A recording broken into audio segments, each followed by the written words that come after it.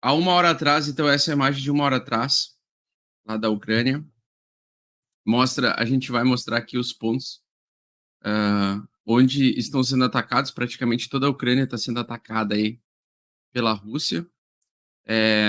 Os motivos russos do Vladimir Putin é porque ele se sentiu ameaçado pela OTAN, possivelmente colocar a Ucrânia ou a Ucrânia entrar na OTAN, que é uma organização que surgiu depois da Segunda Guerra Mundial, por 12 países aliados.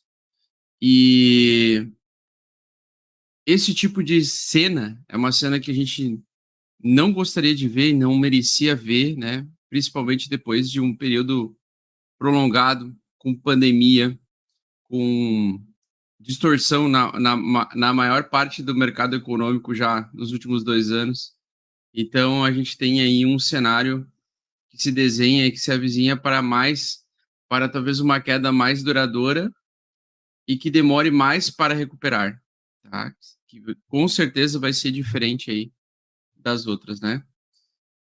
E uma coisa que me preocupa é justamente a quantidade de cidades que já foram atacadas aí pela Rússia. Isso a gente está falando de uma faixa de pouquíssimas horas, né? Praticamente a gente foi dormir com a ameaça da Rússia invadir a Ucrânia. E veja a quantidade de ataques que já teve em bases militares e também bases aéreas aí ucranianas, né?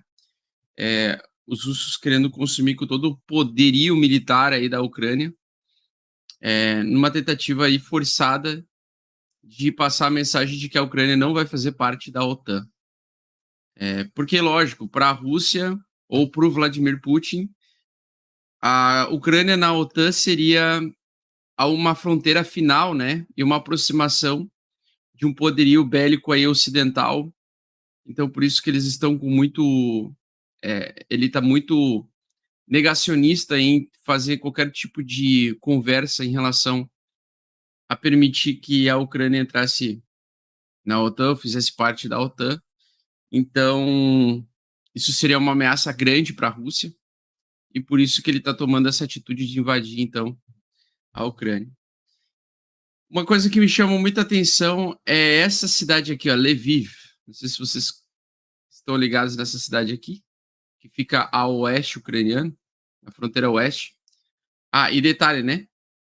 Ele tinha comentado que ele ia atacar só essas duas aqui, região leste da fronteira da Ucrânia com a Rússia, mas ele está atacando esse lado aqui também. Tá? E esse lado aqui, ele é um problema, porque se der qualquer merda ou atingir um míssil na região da Polônia aqui, por exemplo, a Polônia faz parte da OTAN.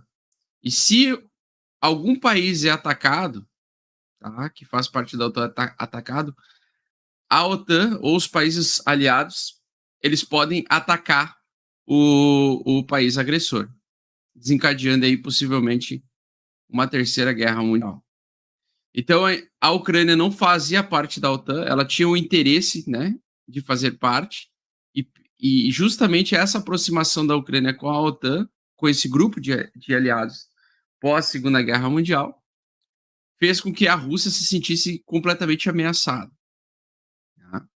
Então, nós temos aí um cisne negro acontecendo, um evento inesperado por todos nós, pelo menos antes de começar o ano, né, de 2022, com mais o Covidão aí rolando ainda, mais esses problemas, mais tentativa do Federal Reserve fazer um controle aí da inflação, cenário que se desenha para um período prolongado de bear market, tá?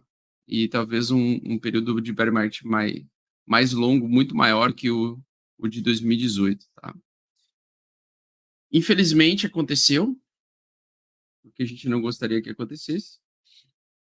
Tá? E o detalhe todo é que o exército da Ucrânia começou a responder aos ataques russos. Então começa aquela história do comportamento psicológico de guerra sem fim, né? Que é o quê?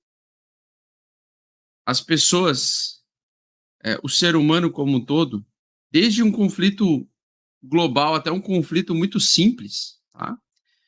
A coisa sempre começa assim. pelo dia tenta conversar, aí um nega, um fala mais alto que o outro, aí o outro começa a falar mais alto, aí um puxa uma faca, aí o outro puxa uma faca, um puxa uma arma, o outro puxa uma arma, um puxa um tanque, outro puxa um tanque, um puxa uma bomba nuclear, outro puxa uma bomba nuclear, até que todo mundo sai perdendo, certo? Desde conflitos pequenos até conflitos gigantes, é sempre esse comportamento, né? Então, o que a gente pode estar vendo é o estopim, ou o início de uma história irreversível para a humanidade. E é um negócio assim que me preocupa demais, cara, porque isso com certeza afeta muito a economia como um todo, tá? O comportamento do ser humano com as suas economias é completamente diferente. Espero que o Bitcoin não derreta na velocidade que derreteu no Covid, uma vez que hoje é para ser um instrumento justamente de proteção patrimonial. Mas se ele se comportar como aconteceu no Covidão, isso significa que as pessoas ainda confiam mais em comprar dólar do que Bitcoin no momento de correr. Se o Bitcoin conseguir resistir a não cair tanto, né, ou seja, não se desvalorizar tanto, isso seria, na minha opinião, uma demonstração de força do que as pessoas pensam sobre o que é o Bitcoin hoje, tá?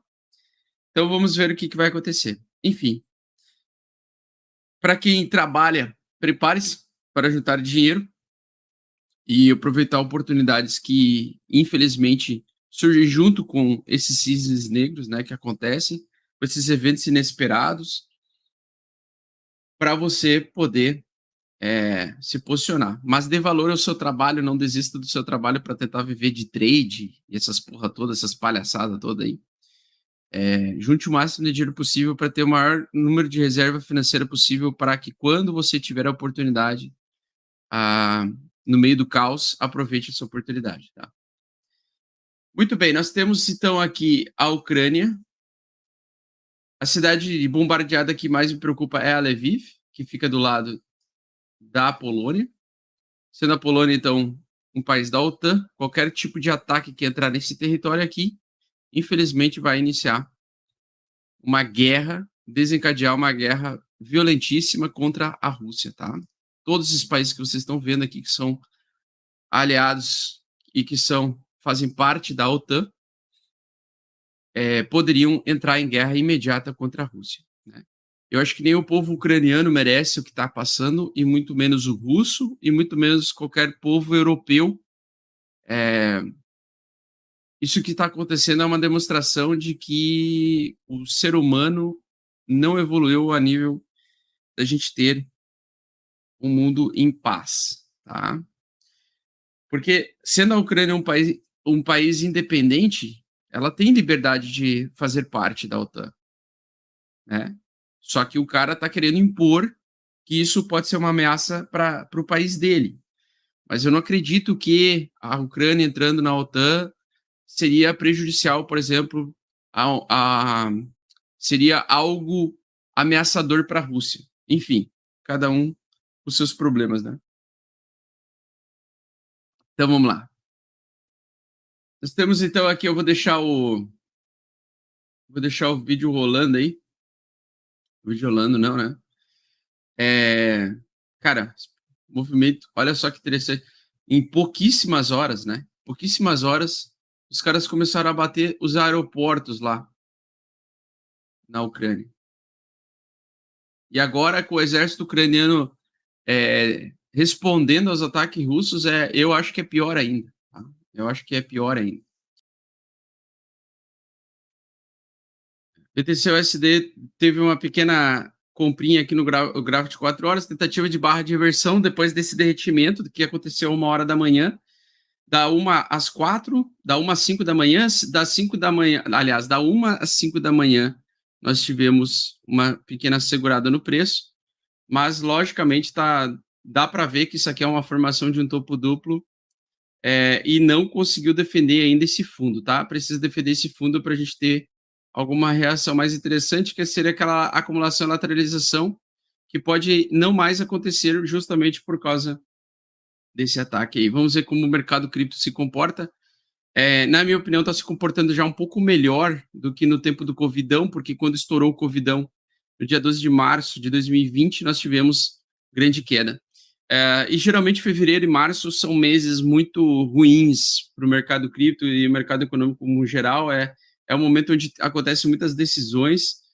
Ainda nem começamos o apertamento quantitativo, por isso que avalio que vai ser muito difícil esse ano, ainda mais com essa guerra aí acontecendo. Estamos numa região importantíssima de suporte, que é o suporte mensal, tá? Fechamento do suporte mensal. Então, se a gente perder aqui, a gente, para alguns, né, daí sim, de fato, o mercado vai entrar em bear market quando perder o suporte mensal. Então, o suporte mensal geralmente é o principal suporte para alguns investidores e a gente está justamente em cima desse suporte, né? Então, se a gente perder esse suporte com força, nós fazemos topo duplo mensal, inicia uma forte tendência de baixa prolongada, podendo levar o preço do Bitcoin até os $14.000, conforme eu tinha já explicado, né? Que $14.000 é um suporte e 20 mil dólares também, outro suporte aí, que a gente pode ver ao longo desse ano serem testados de forma inédita, né? E o mercado até, inclusive, perder a média de 200 temporariamente, tá? Então, nós temos aí grandes desafios como investidores. Oriento as pessoas, né, a focarem no trabalho, a focarem em encontrar formas de gerar renda para que consiga aproveitar, né, infelizmente, no caos, oportunidades de comprar fundo majoritário.